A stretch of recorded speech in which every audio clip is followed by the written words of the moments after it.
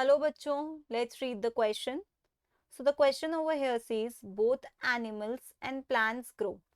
Why do we say that growth and differentiation in plants is open and not so in animals? Does this statement hold true for sponges also?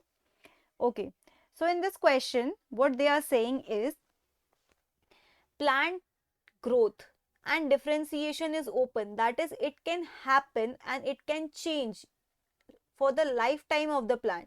However, it's not open in case of animals, which means that animals have a fixed kind of growth and fixed kind of differentiation. It's not open for the entire lifetime of the animal. मतलब कि देखिए growth and differentiation ये दो terms है, दोनों के दोनों plants के रिस्पेक्ट में अगर बात करें तो ये आपके कैसे हैं, ओपन है, खुले हैं, हो सकते हैं। डिफरेंशिएशन भी लाइफ टाइम में चेंज हो सकता है और ग्रोथ भी। देखिए पहले हम एनिमल्स का केस देखते हैं।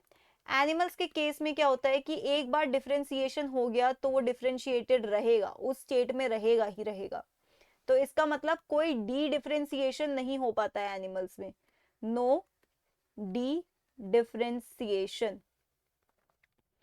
ओके, और अगर ग्रोथ की बात करें ये बस एक पर्टिकुलर एज तक ही होती है, उस एज लिमिट के बाद एनिमल्स में आगे ग्रोथ नहीं होगी।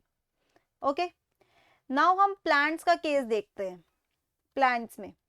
प्लांट्स में दोनों ही जो ग्रोथ है और डिफरेंशिएशन है कैसी है, ओपन। क्यों, दोनों से डील करते हैं, पहले ग्रोथ से डील करते हैं, उसके बाद डील करेंगे हम डिफरेंशिएशन से कि डिफरेंशिएशन भी ओपन है। लाइफ टाइम में एक टिश्यू दूसरे टिश्यू में भी कन्वर्ट हो सकता है ना, तो डिफरेंशिएशन भी ओपन हो गई। ग्रोथ में क्या होता है, प्लांट्स के पास होते हैं meristems. Okay, apical meristem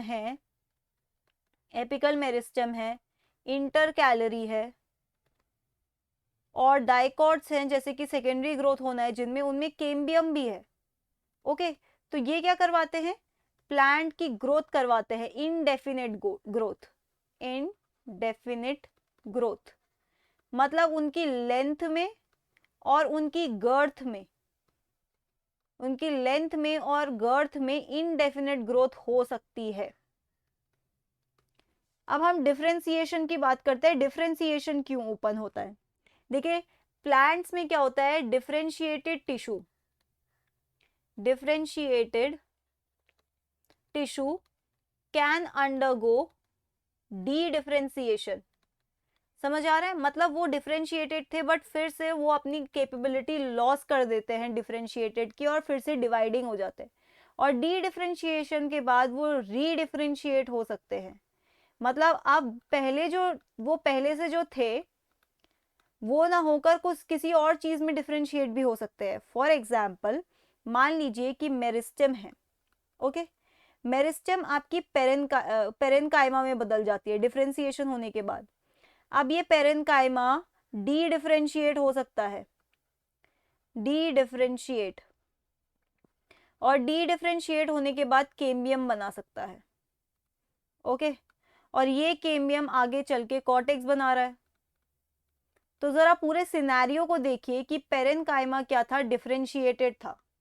okay, parenchyma differentiated था, लेकिन सेकेंडरी ग्रोथ के टाइम वो डी डिफरेंशिएट होकर केम्बियम बनाता है, और केम्बियम वापस री डिफरेंशिएट होकर कॉर्टेक्स बनाता है। तो क्या डिफरेंशिएशन का स्टेटस भी चेंज हुआ?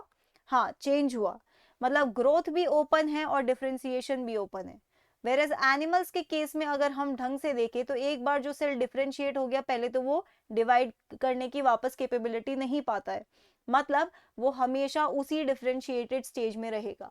और ग्रोथ की बात करें तो ये भी अप टू सर्टेन एज ही होती है। जैसे कि स्टेम सेल्स होते हैं, स्टेम सेल्स भी ग्रोथ नहीं करवा पाते हैं। स्टेम सेल्स आपकी किसी किसी पार्ट्स को रीजनरेट कराने में हेल्प कर सकते हैं। Okay, so that's it for the question. I hope you understood it well. Best of luck.